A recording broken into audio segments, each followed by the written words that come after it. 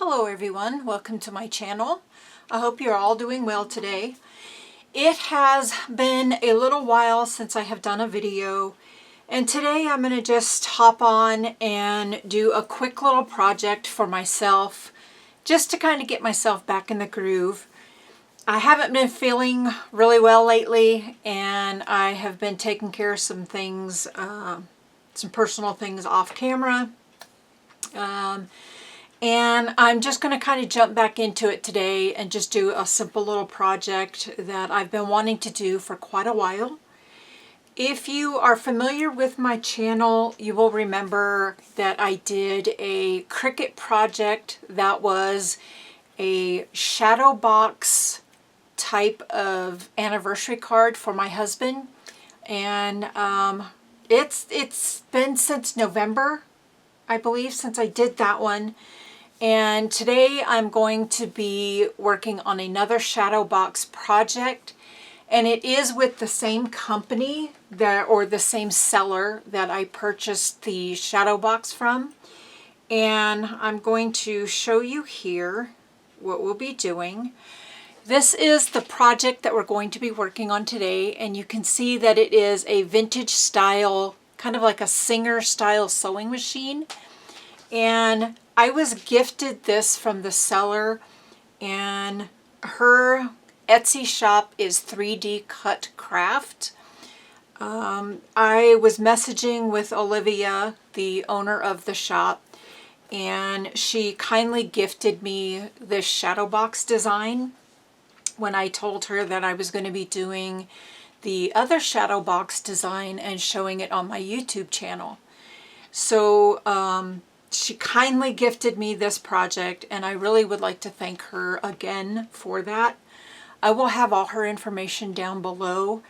Her Etsy shop is currently taking a break right now, so please check out her shop periodically. I'm not sure when she will be opening it again, but I think she's just kind of taking a little break right now. Okay.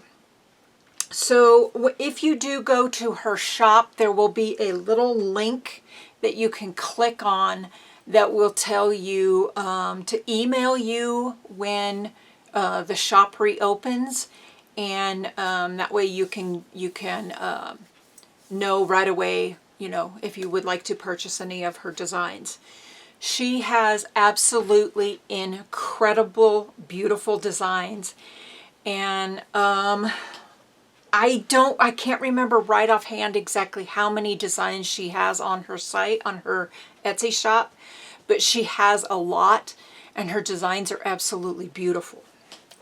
So again, this is the design that we're going to be doing, and I'm going to pretty much stick to the same colors, except I'm going to be doing a white background where the very... Let me brighten this image up just a little bit more. I don't know if that will help, but I will be doing a white background instead of the baby blue, and I will then be also, instead of the oranges, I'm going to, not such a bright orange that she has, I'm going to be doing a little bit kind of like a muted orange and a yellow. And then I will still be also doing the teal blues and the green and the black. The cardstocks that I am using are Recollections, and I did purchase these from Michael's. I really like these cardstocks. They work for me, what I do, and they have really great deals on Michael's website, where periodically they'll have buy one get one free on their cardstocks. Okay, so what I'm going to go ahead and do is I am just going to load my first image. I am working over here off to the side, so I'm going to flip these over, and I am going to be working on the computer here off to the side. I'm going to load my cardstock this way. I am just using, it's 8.5 by 11, And I have my brayer, and I'm just using the standard grip mats. That is what works for me when I do cardstock. Okay, so I have my image in. I'm over here off to the side. I have my desktop computer over here off to the side. I am going to be using my 12 by 12 mat. It is telling me a blue mat, but I like using the green mats. Just I get a better cut, in my opinion. I'm going to do more pressure. That's what I find that works. We are going to go ahead and load. I'm going to set this here so you guys can keep seeing that. I'm going to go ahead and load my first mat.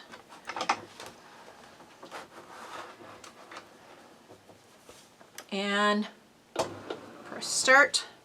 Actually, I'm going to go ahead and just set this off to the side. That way we don't have that glare on the screen the whole time.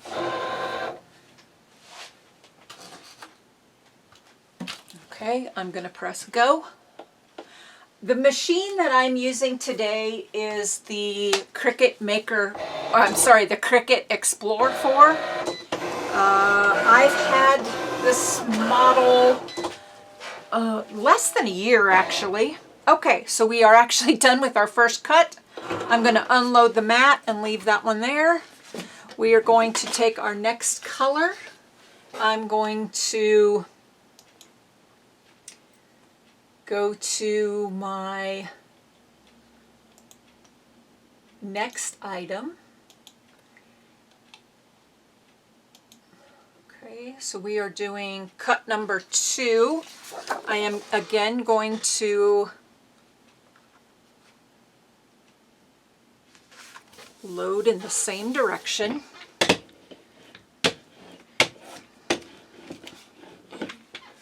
Okay. And get it ready. Hit make it, make sure everything's good. The thing that takes the longest is to actually load the item in. And heavy cardstock again. We're going to load mat.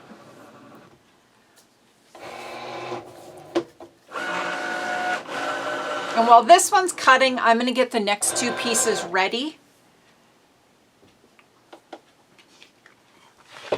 Set this one aside. Okay. So while that one's cutting, I'll do the next 2. The next one is going to be a brighter blue.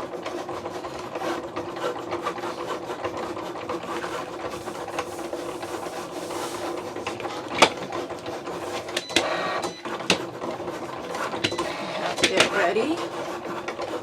And then the next mat is going to be the orange.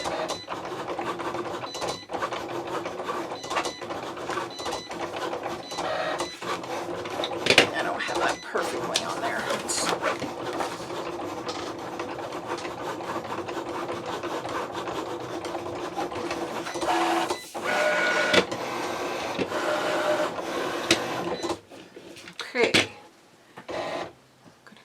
Unload mat, and hopefully you guys can see that, the cut lines. And we're going to go ahead and get the next one loaded. I'm going to go ahead and pause video. Once I get everything cut, I will come back and I will show you how to assemble everything. I will be right back. Okay, so I have all of my pieces cut out. And I'm going to show you those all here. And we've got a little visitor. We got Luna the Crafty Kitty coming to say hello. She kind of scared me there. I didn't know she was in the room. Okay, so our first layer is just going to be the background, and like I said, I was just going to do it in white, and that way I could get the colors to kind of really pop. Okay, and I have these kind of all, I have them in order, but I'm going to kind of just build it as we go along. This is our, what would be layer 1 would be consider your background. Number 2 and number 3. And I do not have all of the pieces popped out of it yet. So sometimes with cardstock, if you're familiar with cutting with a Cricut machine, you'll know that sometimes there is a notorious problem with cardstock not cutting as well.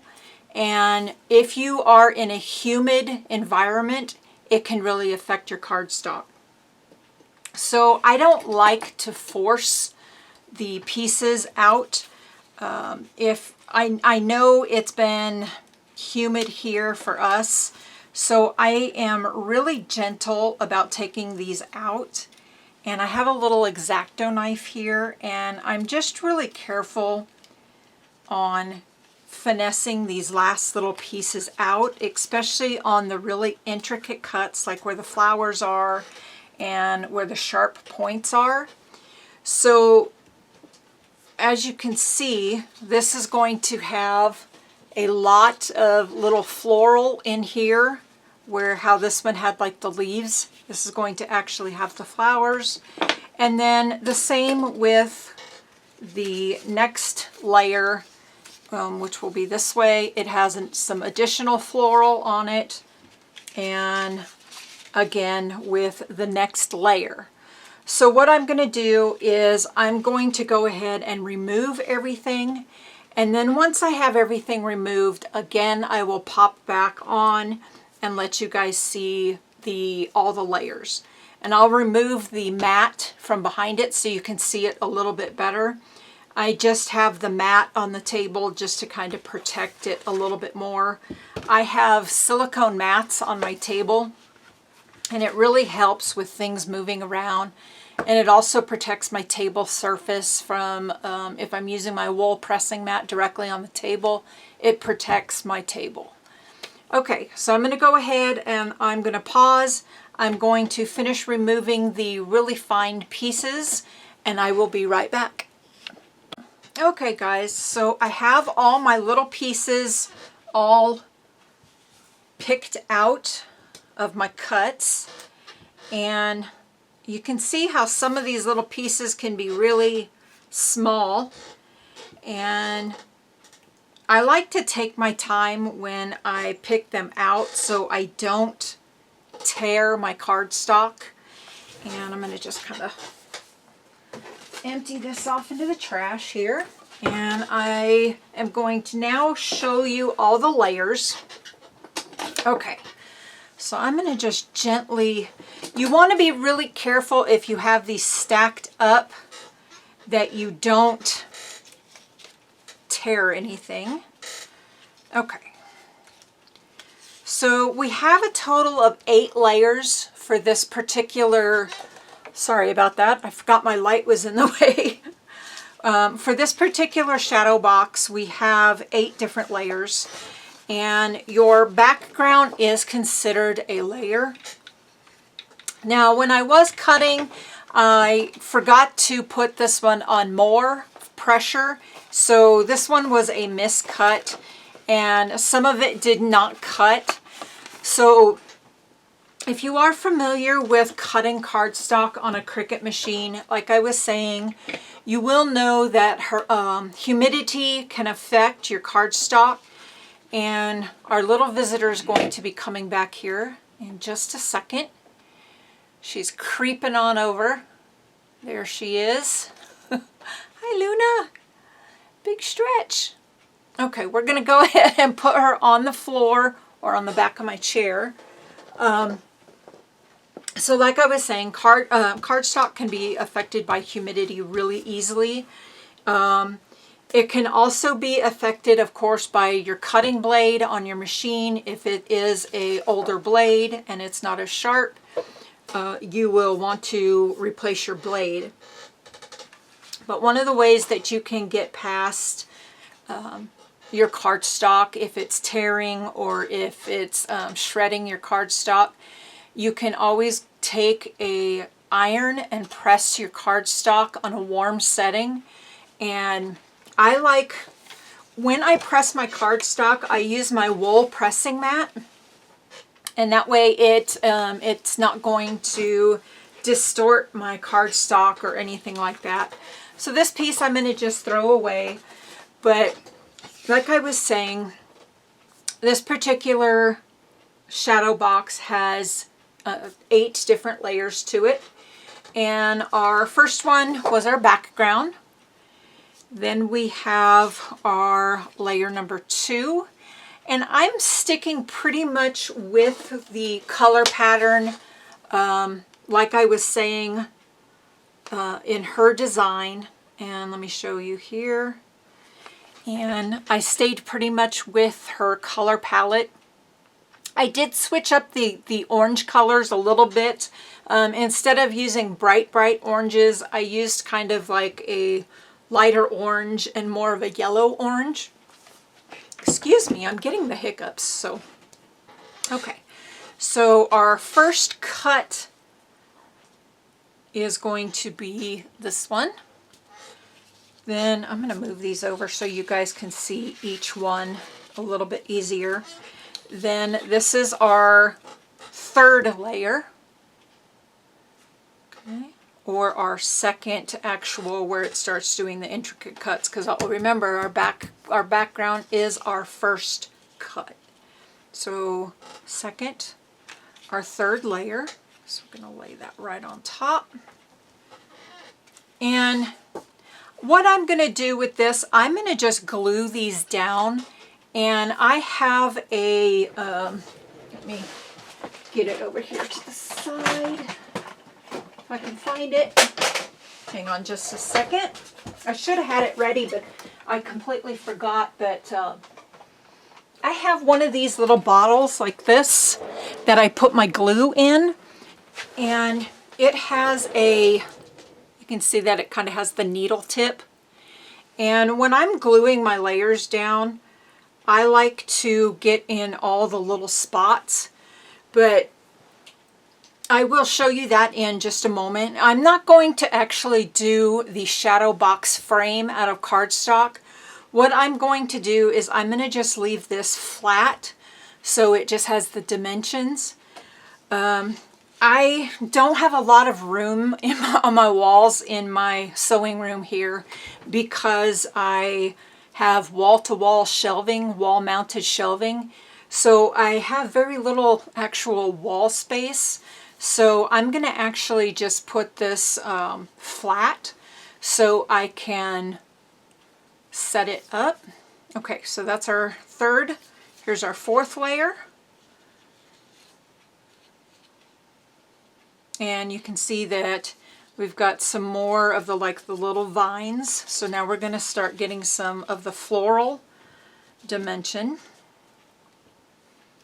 And these ones will be glued down. See where you can see them sticking up? They will be glued down. And then our next one is number 5. And you can kind of see the dimensions starting to show. And then I believe this is our 6th one. Yes, our 6th one is a black one. And I kept it black like she has in her design. And that is really what's going to set the sewing machine, kind of make it really pop off of the design. And then our 7th is our vines. And then our last layer is the top with our floral, our little floral at the top. And that is this particular Shadowbox. That is it for it. So with Shadowboxes, you can either use a puffy foam to give them more dimension between the layers, or there are some files that you can purchase that will create like gaps around the edges so they sit apart from each other a little bit more. But for this particular one, I'm going to just leave it just like it is. I hope you guys like this little design. It's just something that I wanted to do for myself. And like I was telling you, this design was from 3D Cut Craft. And she graciously gave me this design after I purchased a few designs from her store, from her Etsy shop. And let me tell you guys, with everything being AI anymore, you kind of second guess designs on Etsy, but I am going to assure you guys that this shop is 100% real cut crafts, and she does not do AI, and the designs, what you see is what you get. Her designs are absolutely beautiful, and her talent for creating these designs absolutely floors me. So please go and check out her Etsy shop, and I will pop back on in just a few minutes. I'm going to actually, I'm going to glue these layers down, and then when that's finished, I will just kind of pop back on and show you the last final design, or the image of it, and I will be back in a couple minutes. Well, I decided to pop back on and show you guys that you literally do not need a lot of glue. I'm going to show you here. You can see that I am barely putting any glue on the paper. It does not need a lot, and one of the good things about these needle kind of needle applicator kind of bottles is it lets you put such a minute amount of glue on the design, and that way you're not getting a lot of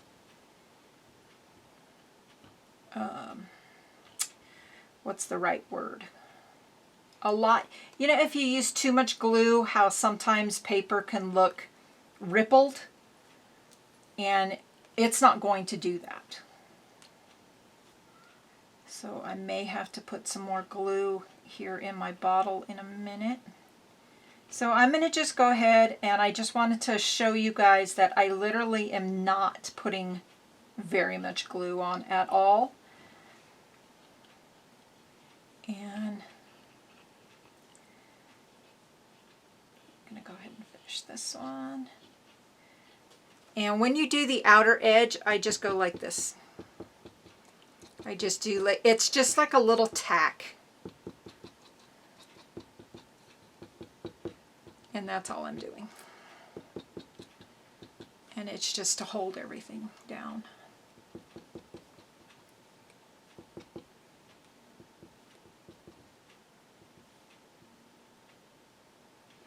And I'm mainly trying to get just the really like little leaf parts and the points, so I know they're going to stay down.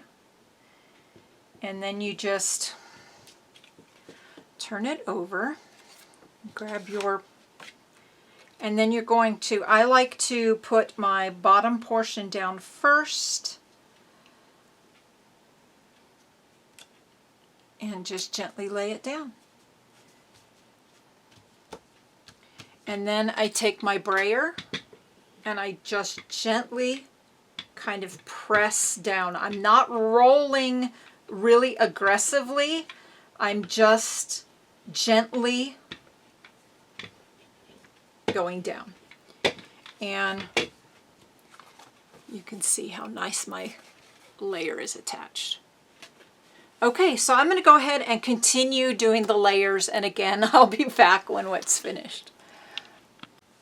Okay guys, I have it completed. I have all my layers glued together, and it is still drying, so it does have a little bit of a ripple to it still.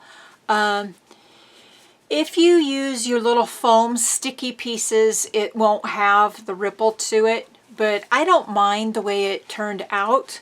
I really like to glue my layers down just so they don't get caught on anything if it's going to be moved around, or you know, just so the layers don't get torn.